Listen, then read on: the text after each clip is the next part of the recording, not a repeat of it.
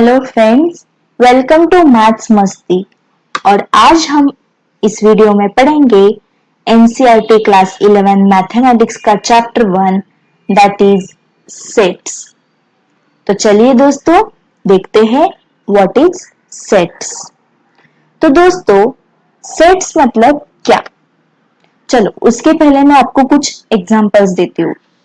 Suppose मैंने आपको बोला कि मेरे पास 5 डिफरेंट कलर्स पेन्स का एक कलेक्शन है।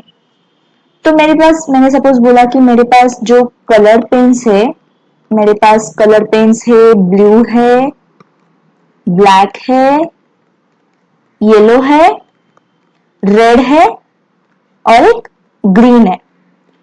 तो मैंने बोला कि मेरे पास ये 5 कलर पेन्स है, ये 5 कलर पेन का एक कलेक्शन है। सिमिलरली कलेक्शन कौन सा होता है? आपके घर में ग्रेन्स का भी कलेक्शन होता है, राइट? कौन से ग्रेन्स है आपके घर में? मेरे घर में बाजरा है, ज्वार है, व्हीट है। तो ये 3 ग्रेन्स का मेरे पास एक कलेक्शन है। कलेक्शन और किस चीज का हो सकता है? इंसानों का भी तो कलेक्शन होता है, राइट? तो सपोज मैंने बोला कि आपके फैमिली में जो लोग हैं, आपकी फैमिली में कौन कौन है? आपके फैमिली मेंबर्स कौन कौन है? आपकी फैमिली, एक तो आप हो, फिर आपके आपकी माँ है, फिर आपके पापा है, फिर आपका भाई है, फिर आपकी सिस्टर है। और ये 5 लोग आपके फैमिली है। तो ये 5 लोगों का एक कलेक्शन जिसको हम बोलते हैं आपकी फैमिली। ये बात समझ में आ गई? तो ये तीनों केसेस में हम किसकी बात कर रहे हैं? हम बात कर रहे हैं कलेक्शन की। तो ये जो कलेक्शन है इसको हम बोलेंगे सेट। मतलब ये है मेरा कलर्स पेन्स का सेट, ये है मेरा ग्रेन्स का सेट और ये है मेरा फैमिली मेंबर्स का सेट। और आपको रिसेंट एग्जांपल दूं तो सपोज मैंने आपको बोला कि कोविड-19 पॉजिटिव पीपल इन मुंबई, ये भी तो एक सेट है, राइट? अभी सपोज मुंबई में करंटली सपोज 1 लाख लोग कोविड पॉजिटिव है। तो ये जो 1 लाख लोग है, अभी इनके नाम तो मुझे नहीं पता, लेकिन ये 1 लाख लोगों को अगर मैं इकट्ठा करूं तो मेरा एक सेट हो जाएगा, एक कलेक्शन हो जाएगा।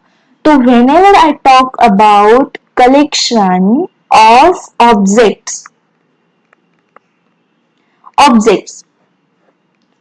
और ये ऑब्जेक्ट्स मेरे होने चाहिए well defined. Whenever I talk about collection of well defined objects, then this collection को मैं बोलूंगी सेट। अब मुझे बताओ, मतलब आप अभी सोच रहे होंगे कि मैंने वेल डिफाइंड क्यों बोला? वेल डिफाइंड का मतलब है तुम्हारा जो कलेक्शन होगा उसके ऑब्जेक्ट्स वेल डिफाइंड होने चाहिए। सपोज मैंने आपको बोला कि हैप्पी पीपल इन इंडिया, इसका सेट लिखो। या फिर मैंने आपको बोला कि happy people in your home, इसका सेट लिखो। तो आप सेट में किस किस का नाम डालोगे? आपके फैमिली में तो अभी 5 लोग हैं, आप, आपकी माँ, पापा, ब्रदर, सिस्टर, ठीक है? बट अभी अभी हैप्पी पीपल कौन है? आपको लगता होगा आपकी माँ हैप्पी है, आपको लगता होगा आपके पापा हैप्पी है, बट मुझे लगता है कि शायद आपकी माँ हैप्पी नहीं है।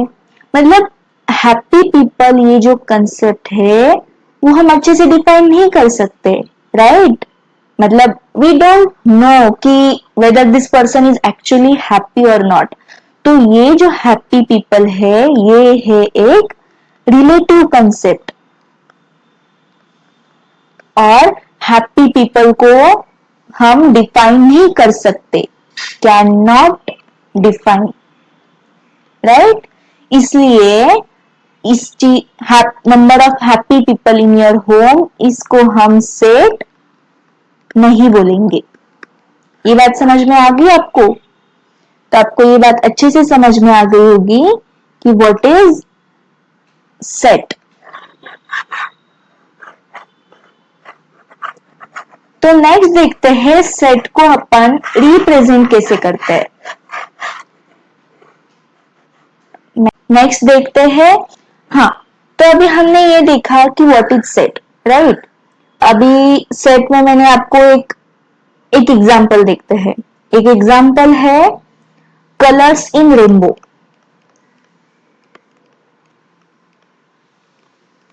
ये एक सेट है, राइट।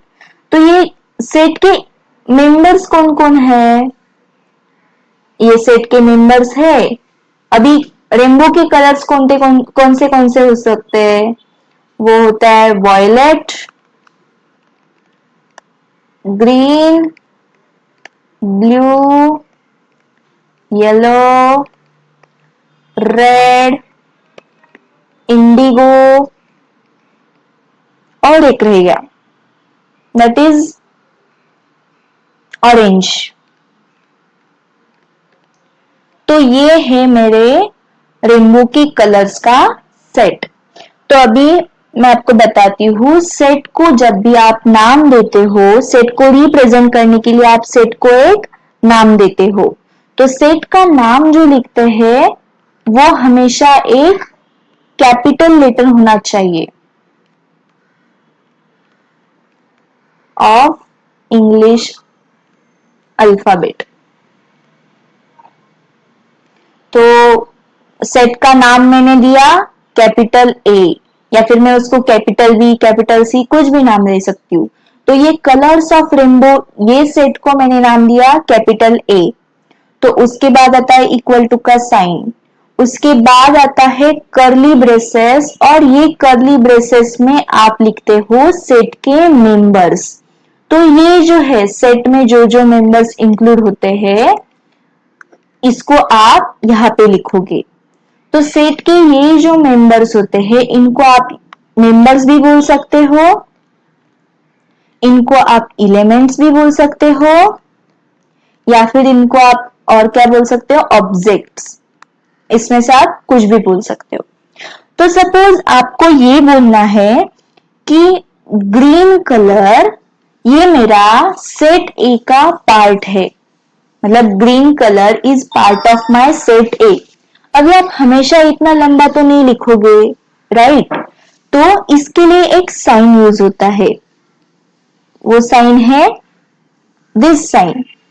दिस साइन, ये साइन का मतलब होता है बिलोंग्स टू। मतलब अगर मुझे बोलना है ग्रीन कलर मेरे सेट ए का पार्ट है, तो मैं क्या बोलूंगी, green colour belongs to set A. ये बात समझ में आ गई? और अभी ये मेरे सेट में, मेरा सेट ए में कौन सा कलर नहीं है, सपोज मेरे सेट ए में ब्लैक कलर नहीं है, राइट। तो मुझे बोलना है कि ब्लैक मेरा सेट ए में नहीं है। तो नहीं है के लिए मैं क्या करूंगी, ये बिलोंग्स टू के ऊपर मैं काट मारूंगी, एक लाइन मारूंगी। तो इसका मतलब होता है नॉट बिलोंग टू। तो अगर मुझे बोलना है कि black colour is not belong to set A, तो मैं क्या करूंगी, ये साइन लगाऊंगी और उसके ऊपर एक लाइन मारूंगी। ये बात समझ में आ गई आपको? गुड। आगे चलते हैं, मेथड्स ऑफ रिप्रेजेंटेशन। अभी हम सेट को रिप्रेजेंट करने के अलग अलग मेथड्स देखेंगे। तो पहला फॉर्म है रोस्टर फॉर्म। इसको हम लीस्ट मेथड भी बोलते हैं। तो रोस्टर मेथड में क्या होता है, आपको जो भी सेट लिखना है उसके लिए आप क्या लिखते हो, सेट का नाम, सेट नेम, फिर आप इक्वल टू का साइन देते हो, फिर आप कर्ली ब्रेसेस में सेट के मेंबर्स लिखते हो, फिर मेंबर 1, मेंबर 2, जितने भी मेंबर्स है आप ऐसे लिखते हो। और ये याद रखो कि इसमें हमेशा दो मेंबर्स के बीच में आपको एक कॉमा लगाना पड़ता है। तो ये फॉर्म में जो भी आप सेट लिखते हो, इस फॉर्म को बोलते हैं रोस्टर फॉर्म।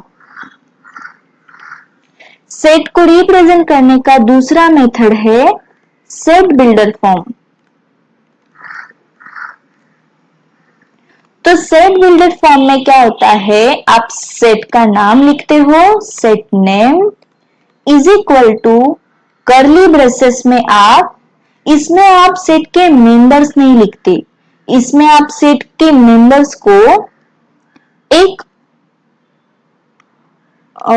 सेट के मेंबर्स को आप किसी स्मॉल अल्फाबेट से रिप्रेजेंट करते हो। सपोज मैंने इसको रिप्रेजेंट किया एक्स से, तो मैं क्या लिखूंगी कि मेरे सेट के मेंबर एक्स है, मेरे सेट के मेंबर है एक्स, और सच दैट एक्स इज, फिर मैं लिखती हूं एक्स का प्रॉपर्टी।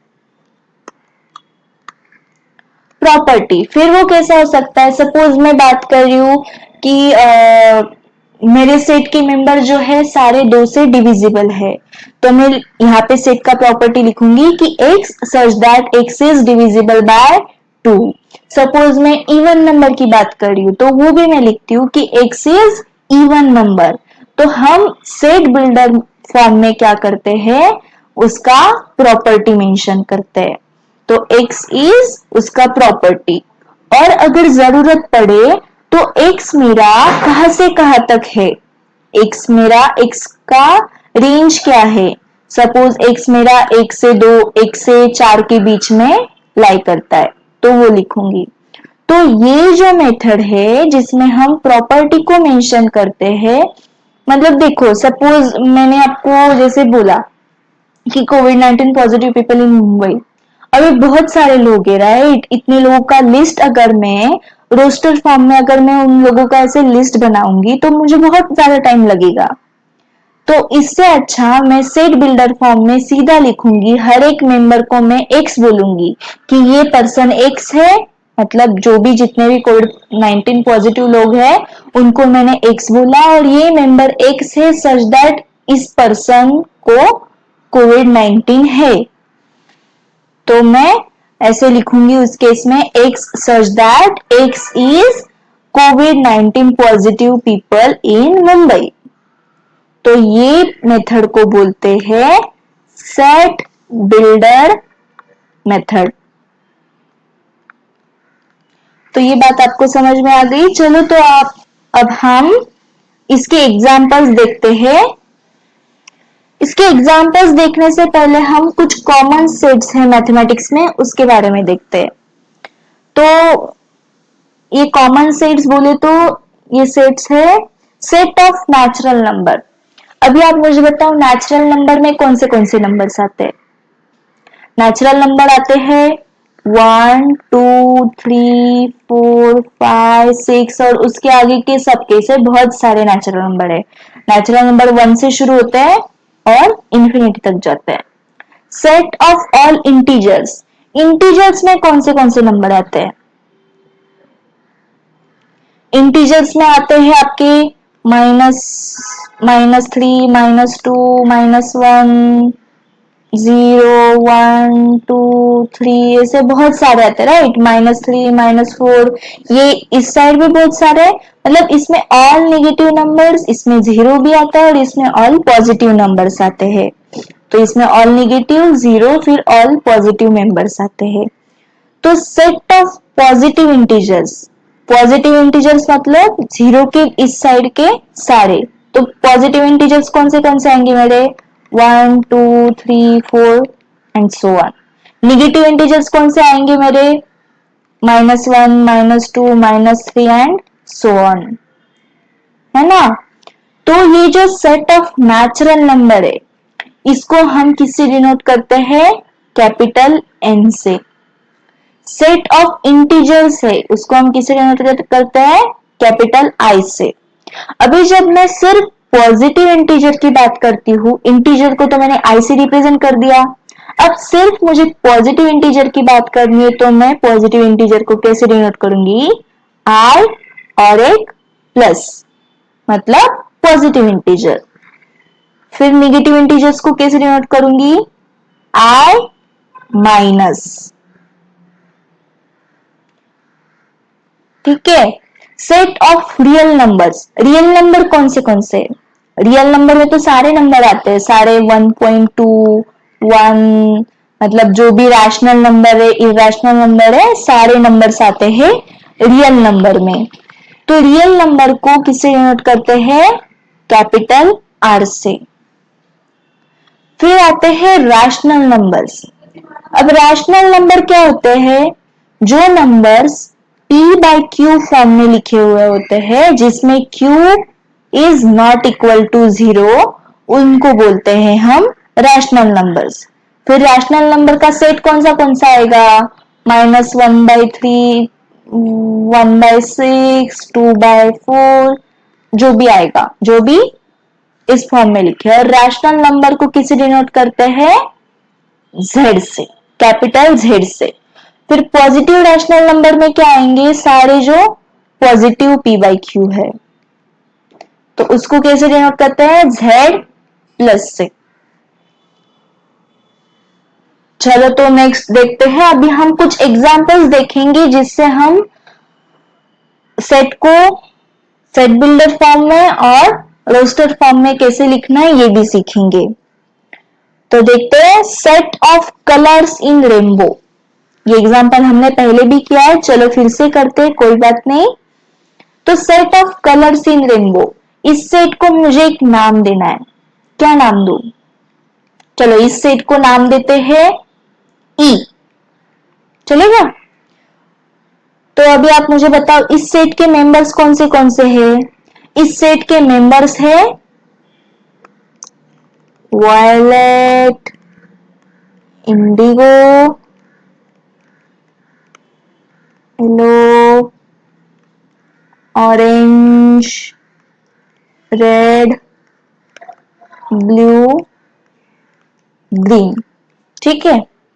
अब इसको हम रोस्टर फॉर्म में लिखना चाहते हैं। अब रोस्टर फॉर्म में कैसे लिखेंगे? रोस्टर फॉर्म में लिखने के लिए मैंने आपको क्या बोला? आप लिखोगे सेट का नाम है मेरा E is equal to curly braces, और कर्ली ब्रेसेस के अंदर सारे मेंबर्स। अब सारे मेंबर्स कौन से आएंगे? Violet, indigo, yellow, orange, red, blue and green. ठीक है। अभी इसी सेट को हम सेट बिल्डर फॉर्म में कैसे लिखेंगे? सेट बिल्डर फॉर्म में इस सेट को कैसे लिखेंगे हम? सेट का नाम इज इक्वल टू सेट के अंदर जो मेंबर्स है उसको मैंने बोला X such that X is, अब इसका प्रॉपर्टी क्या है? These are all colors of rainbow, right? तो मैं बोलूंगी X such that X is color of rainbow, और मेरा curly brace closed. Next example देखते हैं। Set of natural number between 3 and 4। अब इस सेट को मैं क्या नाम दूं? इस सेट को मैं F नाम दूं। ठीक है, F। तो इस सेट के मेंबर्स कौन से आएंगे? बोलो। Set of natural number between 3 and 4। Natural number कौन से 1 2 3 4 5। ओ, 3 के बाद आया 4, 3 के बाद मेरा आता है 4। तो 3 एंड 4 के बीच में मेरा एक भी नेचुरल नंबर नहीं है, तो ये सेट में मैं यहाँ पे क्या लिखूंगी? कुछ नहीं लिखूंगी, इसको मैं खाली छोड़ दूंगी। तो इस सेट को हम रोस्टर फॉर्म में कैसे लिखेंगे? उसके लिए मैंने लिखा f is equal to curly braces और कर्ली ब्रेसेस के अंदर उसके सारे मेंबर्स। अब ये तो सेट में मेरे कोई मेंबर्स ही नहीं है, तो ये सेट में रखूंगी एम्प्टी। ठीक है, तो मैं इसको ऐसे ही छोड़ दूंगी। तो रोस्टर फॉर्म में ये सेट ऐसे लिखेंगे, या फिर हम इसको f इज इक्वल टू 5 ऐसे भी लिख सकते। 5 का मतलब होता है एम्प्टी, इसके अंदर कुछ नहीं है। अभी इस सेट को हम सेट बिल्डर फॉर्म में कैसे लिखेंगे? f इज इक्वल टू अभी सेट का x का प्रॉपर्टी क्या बोला उन्होंने? x such that x is natural number and x belongs to x मेरा 3 से बड़ा है और 4 से छोटा है। ठीक है, this is set builder form. Next example देखते हैं। नेक्स्ट एग्जांपल है set of stars in our solar system. इसको मैं नाम देती हूं, क्या नाम दू? सी नाम देती हूँ इसको। तो मेरे सेट सी के मेंबर्स कौन से हैं? अभी मुझे बताओ सोलर सिस्टम में कौन कौन आता है? सोलर सिस्टम में आपके 9 प्लैनेट्स आते हैं और एक स्टार आता है, राइट? तो set of stars in our solar system में कौन आएगा? हमारा one and only star, that is sun, right? हमारा एक ही स्टार है सोलर सिस्टम में, तो वो आएगा सन। अभी नेक्स्ट इस सेट को हम रोस्टर फॉर्म में कैसे लिखेंगे? सी सेट का नाम is equal to curly braces में सेट के मेंबर्स। अभी सेट का मेंबर कौन है? सन। ठीक है, अभी इसी चीज को हम सेट बिल्डर फॉर्म में कैसे लिखेंगे? सेट बिल्डर फॉर्म में लिखेंगे हम C is equal to y such that y is star in our solar system। ठीक है, चलो नेक्स्ट सेट देखते हैं। नेक्स्ट सेट है मेरा सेट ऑफ ऑल इंटीजर्स। इसको मैं बोलूंगी I। हमने पहले भी देखा कि सेट ऑफ इंटीजर्स को हम I से डिनोट करते हैं। तो सेट ऑफ इंटीजर्स, अभी सेट ऑफ इंटीजर्स में कौन से मेंबर है? सेट ऑफ इंटीजर्स में आते हैं all negative members, positive numbers और 0, दैट इज -6, -5, -4, इसके पीछे के बहुत सारे, फिर -3, -2, -1, 0, 1, 2, 3 और इसके आगे के बहुत सारे। तो ये जो सेट है इसको मैं कैसे रोस्टर फॉर्म में डिनोट करूंगी? इसको मैं डिनोट करने के लिए I इज इक्वल टू इसके आगे के मेंबर्स, फिर -3, -2, -1, 0, 1, 2, 3 और उसके आगे के बहुत सारे। मतलब ये मेंबर्स मतलब बहुत सारे मेंबर्स है, राइट? तो इसको मैंने डॉट डॉट से डिनोट कर दिया। तो अभी ये जो सेट है इसको मैं सेट बिल्डर फॉर्म में कैसे लिखूंगी? इसको मैं लिखूंगी I is equal to Z such that Z is integer. ठीक है, तो आई होप आपको ये बात समझ में आ गई हो। तो आपको ये अच्छे से समझ में आ गया रोस्टर फॉर्म में और सेट बिल्डर फॉर्म में सेट कैसे लिखे जाते हैं। अभी हम नेक्स्ट देखेंगे number of elements in a set.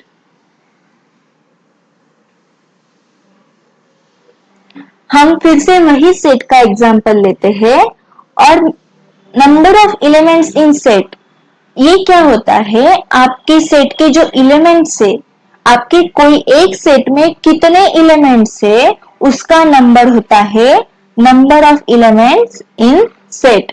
अभी set of colours in rainbow में आपके कितने नंबर्स थे?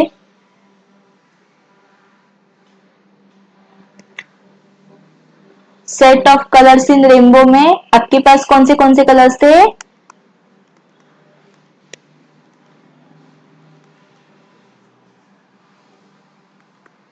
राइट, 7। तो n of set E, n of set E क्या होगा? इसको मैंने ई नाम दिया था, right. N of set E होगा 7। 7 मेंबर्स है इस सेट में। ये सेट मेरा खाली था, इसमें कोई मेंबर नहीं थे, तो एन ऑफ सेट एफ क्या होगा मेरा? 0, राइट। फिर set of stars in our solar system, ये था मेरा सेट सी और इसके मेंबर थे सन, एक ही मेंबर था, तो मेरा एन ऑफ सी क्या होगा? एन ऑफ सी होगा मेरा 1। और सेट ऑफ इंटीजर, इसमें बहुत सारे मेंबर्स थे, इनफाइनाइट मेंबर्स थे, राइट। इनफाइनाइट मतलब जो हम काउंट नहीं कर सकते, तो मेरा एन ऑफ आई क्या होगा? इनफाइनाइट। अभी इसी चीज में हम एक सेट्स पढ़ लेते हैं। तो एन ऑफ ई, इसमें 7 मेंबर्स है। ये 7 मेंबर्स मतलब हम मेंबर्स काउंट कर सकते हैं, ये सेट के अंदर जितने मेंबर है वो हम काउंट कर सकते हैं। और ये जो सेट ऑफ इंटीजर्स है, इसके जो मेंबर्स है वो हम काउंट नहीं कर सकते, वो इनफाइनाइट मेंबर्स है। तो इसलिए ये जो सेट ऑफ इंटीजर्स है, इस सेट को हम बोलेंगे इनफाइनाइट सेट। और ये जो सेट है जिसके मेंबर्स हम काउंट कर सकते हैं, इसको बोलेंगे फाइनाइट सेट। फिर ये जो सेट है जो खाली सेट है, जिसमें कोई मेंबर्स नहीं है, जो एम्प्टी सेट है, उसको बोलेंगे हम एम्प्टी सेट।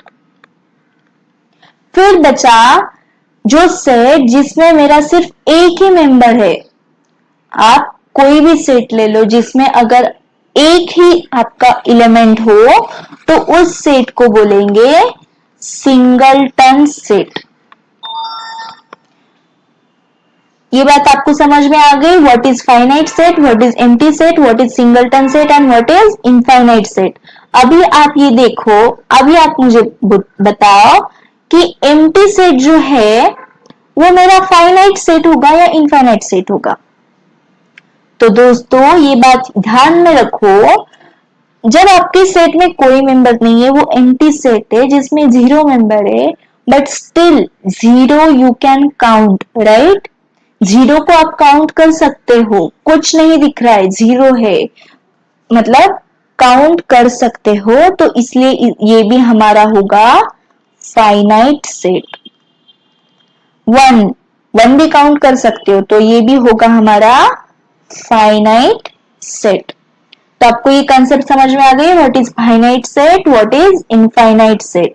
आपको ये भी समझ में आ गया व्हाट इज एम्प्टी सेट, जो खाली है उसको बोलेंगे एम्प्टी सेट, और जिसमें एक ही मेंबर है उसको बोलेंगे सिंगलटन सेट।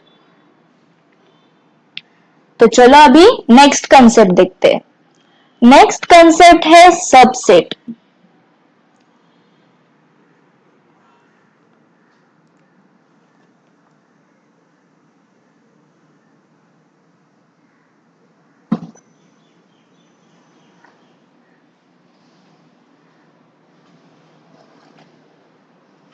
तो दोस्तों सबसेट क्या होता है? सबसेट का डेफिनेशन है a set A is said to be subset of set B if every element of set A is also element of set B।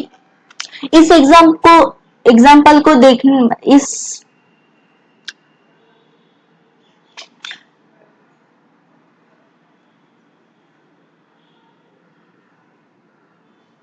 तो सबसेट को समझने के लिए हम एक एग्जाम्पल देखते हैं। सपोज मैंने आपको बोला कि ये है आपकी रोटी, मैंने आपको दी एक रोटी, ठीक है। अब रोटी के मैंने 4 हिस्से किए, ठीक है, और 4 हिस्सों में से मैंने ये एक हिस्सा अलग से निकाला, ठीक है। तो अभी आप देख सकते हो कि रोटी एक मेरा एक सेट है, राइट, और ये एक मेरा सेट है। तो ये जो पार्ट है ये मेरा रोटी का ही एक हिस्सा है, right, it is a part of this only. इसलिए मैं बोलूंगी कि दिस पार्ट, ये पार्ट को मैंने नाम दिया ए और रोटी को नाम दिया मैंने आर, तो मैं बोलूंगी कि ए इज पार्ट ऑफ आर। तो सबसेट को बोलेंगे, तो इसको सबसेट को हम किससे डिनोट करते हैं, दिस साइन, ये साइन से हम सबसेट को डिनोट करते हैं। तो A is part of R, तो इसको मैं कैसे लिखूंगी, A is part of R, A is subset of R, ऐसे बोलूंगी। तो ये बात आपको समझ में आ गई होगी। एक एग्जांपल भी मैं आपको बताती हूँ। सपोज मैंने आपको बोला कि सेट ए है जिसके मेंबर्स है ए बी सी, और मेरा सेट बी है जिसके मेंबर्स है A B C D E F. अभी आप इसमें देख सकते हो कि ए के मेरे जो एलिमेंट्स है कौन से है, A B C, all three elements of set A are the part of set B, right? A, B, C. तो ये तीनों एलिमेंट सेट ए का पार्ट है। तो यहाँ पे आप देख सकते हो, यहाँ पे आप बोल सकते हो कि A is subset of B, और जब आप A को सबसेट बोलते हो तो B होता है आपका सुपरसेट। ये बात आपको समझ में आ गई। तो इसका हम कोई दूसरा एग्जांपल देते हैं। सपोज मैंने आपको बोला कि x is numbers from 1 to 5, 1 2 3 4 5, और मेरा दूसरा सेट y है जिसमें जो है कि set of all even natural number. तो even natural number between 1 to 5, तो even natural number between 1 to 5 कौन से आएंगे, 2 आएगा और 4 आएगा। तो अभी आप देख सकते हो कि मेरे x के जो एलिमेंट्स है और मेरे y के जो एलिमेंट्स है, इसको आप अगर अच्छे से देखोगे तो y के जो दोनों एलिमेंट्स है वो मेरे x में है, राइट, दोनों एलिमेंट्स मेरे x में है। तो इसलिए मैं क्या बोलूंगी कि y is subset of x। I hope आपको सबसेट ये कंसेप्ट अच्छे से समझ में आ गई होगी। तो हम अभी नेक्स्ट कंसेप्ट देखते हैं, subset of set of real numbers. अभी आप मुझे बताओ रियल नंबर्स क्या होते हैं।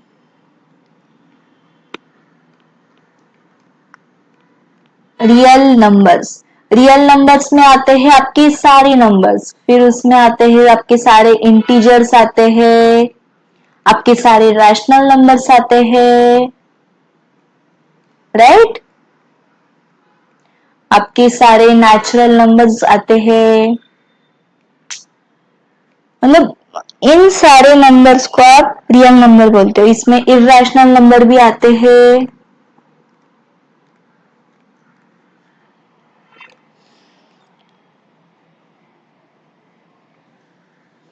तो रियल नंबर का जो सेट है उसके सबसेट कौन से हो सकते हैं।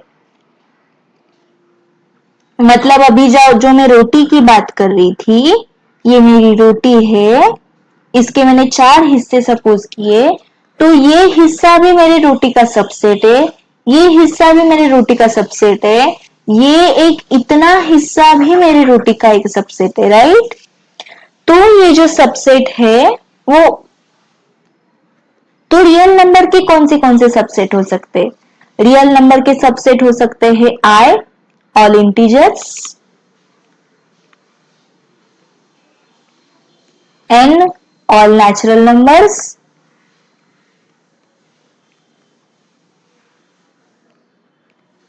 z, all rational numbers, फिर z प्लस z माइनस, ये सारे भी आपके रियल नंबर के ही सबसेट है। तो सबसेट एक कॉन्सेप्ट आपको। नेक्स्ट कॉन्सेप्ट पढ़ते हैं पावर सेट।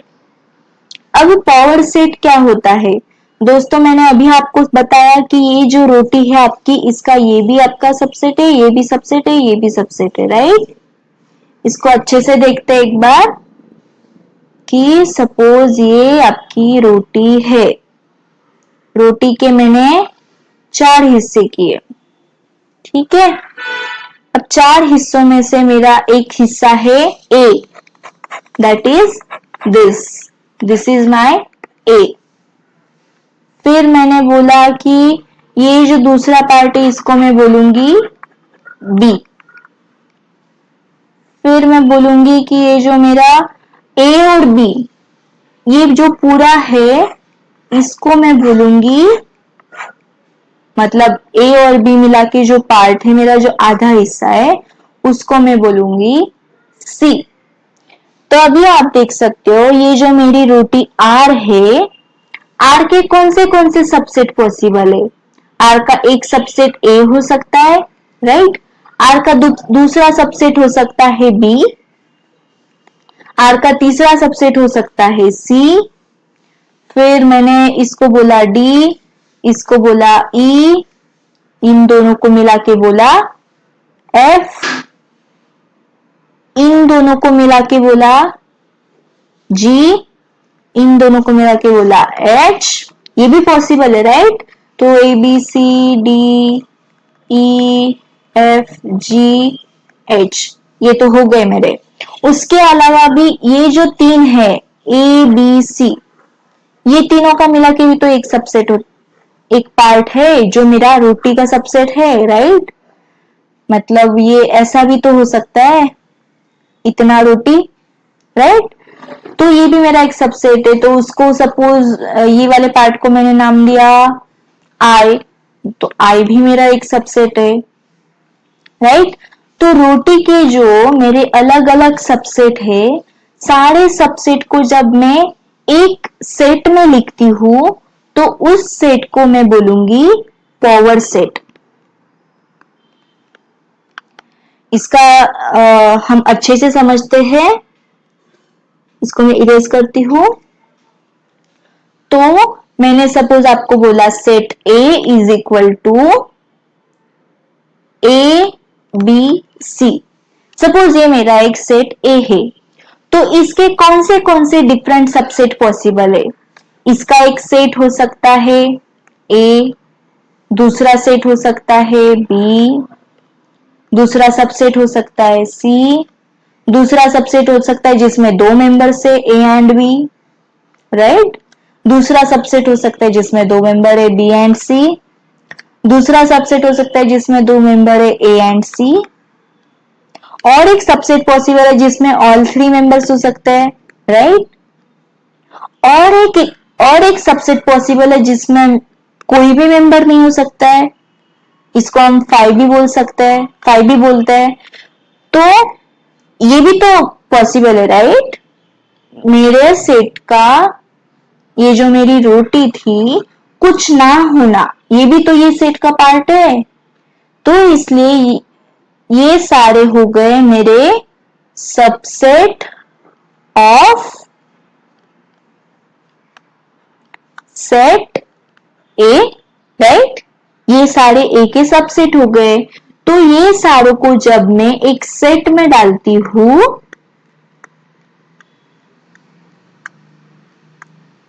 तो ये सेट को मैं बोलूंगी पावर सेट ऑफ ए। इसको कैसे डिनोट करते हैं, पी ऑफ ए से। तो ये बात आपको समझ में आ गई। पावर सेट किसे बोलेंगे, कोई भी सेट आपका है, उस सेट के सारे सबसेट का आप जब सेट बनाते हो एक, तो वो सेट को आप बोलोगे पावर सेट, ठीक है। नेक्स्ट कंसेप्ट देखते हैं यूनिवर्सल सेट। इस कंसेप्ट को देखते हैं दोस्तों। सपोज मैंने आपको बोला कि एक पॉन्ड है, ठीक है। एक पॉन्ड है जिसमें 7 फ्रॉग है, और वो 7 फ्रॉग्स के नाम है ABCDEFG, ये उनके नाम है। ठीक है, तो इसके ऊपर हम एग्जाम्पल सॉल्व करेंगे। इन्हीं 7 फ्रॉग्स के बारे में ही हम डिस्कस करेंगे।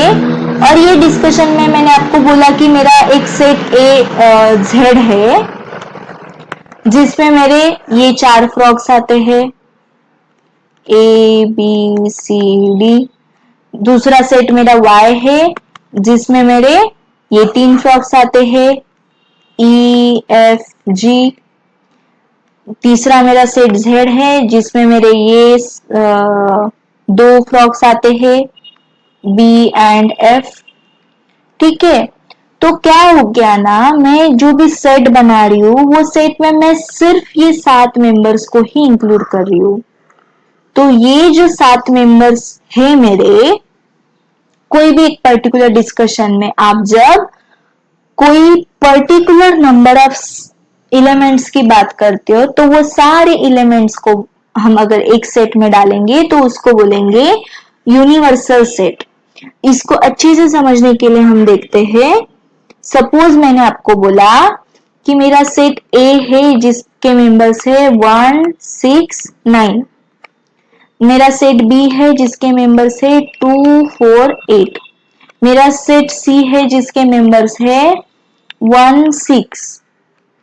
तो टोटल मैं अभी हम इस पे अभी क्वेश्चन सॉल्व करेंगे। तो इस पे क्वेश्चन सॉल्व करने के लिए मैं कौन से मेंबर्स पे काम कर रही हूँ, मैं सिर्फ ये मेंबर्स पे काम करूँ। तो मेरा यूनिवर्सल सेट क्या होगा 1 6 9 2 4 8, और इसमें 1 6 है वो मैंने ऑलरेडी लिखा है तो मैं फिर से रिपीट नहीं करूंगी। तो ये 6 मेंबर पे ही आज हम काम करेंगे। तो ये है मेरा यूनिवर्सल सेट।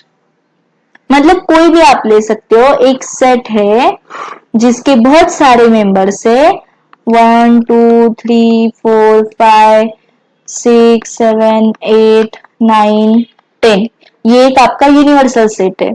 फिर आप इस पे काम कर रहे हो तो आप इस पे एक सेट में आप ये 3 मेंबर्स इंक्लूड कर रहे हो, एक सेट में आप ये 2 मेंबर्स इंक्लूड कर रहे हो, एक सेट में आप ये 2 मेंबर्स इंक्लूड कर रहे हो। तो यूनिवर्सल सेट की कंसेप्ट आपको समझ में आ गई। Universal set is all set of all members जिस पे हम अब काम करने वाले। तो नेक्स्ट इज वेन डायग्राम। तो दोस्तों वेन डायग्राम क्या होता है? वेन डायग्राम होता है कि जब भी आप कोई सेट को डायग्राम के फॉर्म में रिप्रेजेंट करते हो तो उस डायग्राम को हम बोलेंगे वेन डायग्राम। सपोज मैंने आपको बोला मेरा सेट ए है जिसके मेंबर्स है ए बी सी, तो मैं इसको ऐसे रिप्रेजेंट कर सकती हूँ। इसको मैं एक ट्रायंगल बना सकती हूँ, ट्रायंगल को बोलूंगी मैं ए, और ये सेट ए के मेंबर्स कौन से है ए बी सी। ठीक है, तो दिस रिप्रेजेंटेशन को बोलते हैं वेन डायग्राम। ओके, तो इसमें हम कोई भी कुछ भी ड्रॉ कर सकते हैं। इसमें हम सर्कल ड्रॉ कर सकते हैं, इसमें हम रेक्टेंगल ड्रॉ कर सकते हैं, हम कुछ भी ड्रॉ कर सकते हैं। तो दिस रिप्रेजेंटेशन को बोलेंगे वेन डायग्राम। सपोज ठीक है, हम वो नेक्स्ट वाले में देखते हैं। Next is operations on set, union of sets. ठीक है, अभी हम पढ़ेंगे यूनियन ऑफ सेट्स। तो यूनियन को रिप्रेजेंट करने का ये सिंबल है यू, कैपिटल यू से डिनोट करते यूनियन को। ठीक है, तो यूनियन क्या होता है? जब भी आप कोई दो सेट के बारे में बात करते हो, सपोज ये है मेरा सेट ए, ये है मेरा सेट बी। ठीक है, इसके मेंबर है 1 2 एंड 6, इसके मेंबर है 5 6 7। तो ये दो सेट को आप जब एक साथ लिखोगे, मतलब दोनों के मेंबर आप एक साथ जब लिखोगे तो उसको बोलोगे आप, जैसे कि ये मेरा सेट ए है, तो सेट ए के मेंबर है 1 2 6। मेरा सेट बी के मेंबर क्या है 5 6 एंड 7। तो सेट बी में कहा लिखूंगी, यहाँ पे, राइट। मतलब जो मेरा 6 है वो मेरा सेट ए का भी हिस्सा है, सेट बी का भी हिस्सा है। तो ये जो मेरे दो सेट्स है उसको जब मैं एक साथ लिखती हूं तो उसको बोलेंगे यूनियन ऑफ सेट। हम रोस्टर फॉर्म में देखते हैं, मेरा सेट ए है 1 2 6, मेरा सेट बी है 5 6 एंड 7। तो मेरा ए यूनियन बी क्या होगा, इसमें मैं सारे मेंबर्स लिखूंगी 1 2 6 एंड 5 एंड 7। तो सारे मेंबर्स का union is union of set, मतलब सारे members of A and B. Okay, सारे members of A and B का यूनियन करेंगे तो वो होगा ए यूनियन बी। नेक्स्ट देखते हैं इंटरसेक्शन। इंटरसेक्शन क्या होता है, हमने अभी एग्जांपल देखा, जैसे उस केस में मेरा आ रहा था 1 2 6, 6 मेरा आ रहा था कॉमन और 5 7, राइट। तो 6 मेरा सेट ए का भी पार्ट है और 6 मेरा सेट बी का भी पार्ट है। तो 6 इज माय इंटरसेक्शन। तो मैं जब इंटरसेक्शन के लिए हम उल्टा यू लिखते हैं, तो जब भी मैं ए इंटरसेक्शन बी बताऊंगी, इसको हम बोलते हैं ए इंटरसेक्शन बी। तो ए इंटरसेक्शन बी क्या होगा, जो हमारा कॉमन पार्ट है दोनों सेट में। तो इस केस में क्या है 6। इसको हम रोस्टर फॉर्म में देखते हैं, मेरा ए है 1 2 6, मेरा बी है 5 6 7। तो मेरा ए इंटरसेक्शन बी क्या है, मेरा ए इंटरसेक्शन बी है कॉमन पार्ट, दैट इज 6। तो ये बात आपको समझ में आ गई, what is intersection. Good. Next देखते हैं डिफरेंस। अब डिफरेंस क्या होता है, जैसे अभी मैंने एक मेरा सेट ए लिखा था, this was my set A and this was my set B. तो ए माइनस बी क्या होगा, इसको हम बोलेंगे difference, difference of set A and B. तो ये डिफरेंस हम किसको बोलेंगे, तो ए में मेरे जितने भी मेंबर्स है उसमें से मैं बी के मेंबर्स हटा दूंगी and negate all the members of B, और जो मेरा पार्ट बचेगा that is this part only. ठीक है, तो इसको मैं बोलूंगी, इसमें मैं बी के पार्ट्स हटा दूंगी, तो ये जो बचेगा पार्ट मेरा, इसको बोलेंगे A minus B. Got it. Similarly अगर मैं बी माइनस ए की बात करूं तो क्या आएगा कि बी में से ए के सारे मेंबर्स हटा दो, तो वो कौन से आएंगे, बी में से मैं ए के सारे मेंबर्स हटा दूंगी तो ये पार्ट में हटा दूंगी और जो बचेगा वो होगा मेरा बी माइनस ए। और ये जो मेरा है ग्रीन में, वो क्या है, ग्रीन में मेरा है ए इंटरसेक्शन बी। ठीक है, तो बी माइनस ए क्या होगा मेरा। तो अभी हमने जो एग्जाम्पल देखे थे उसको देखते हैं। एग्जाम्पल क्या थे हमारे, एग्जाम्पल में था, यहाँ पे 6 था, इसको मैं अच्छे से लिखती हूँ,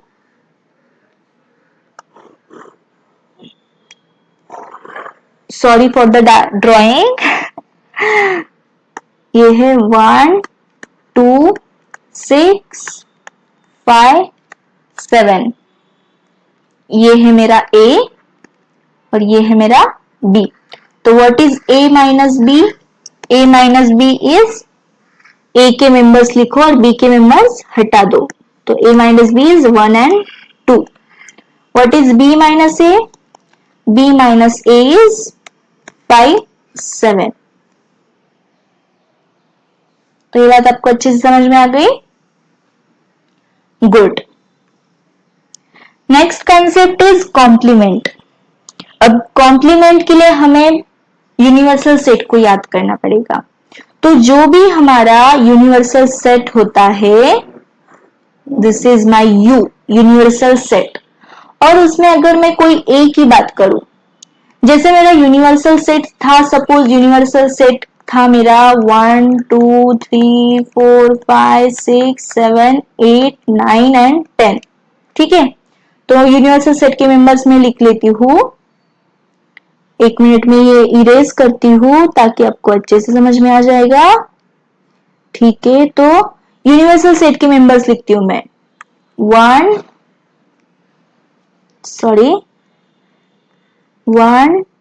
2 3 4 5 6 7 8 9 10। अब ये था आपका यूनिवर्सल सेट। इसमें मैं अपना ए ड्रॉ करूंगी।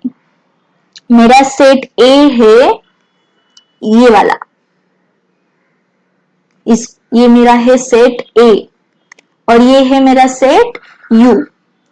तो कॉम्प्लीमेंट ऑफ सेट क्या होता है? जैसे अभी ये मेरा सेट ए है, मेरे सेट ए के मेंबर्स कौन से है?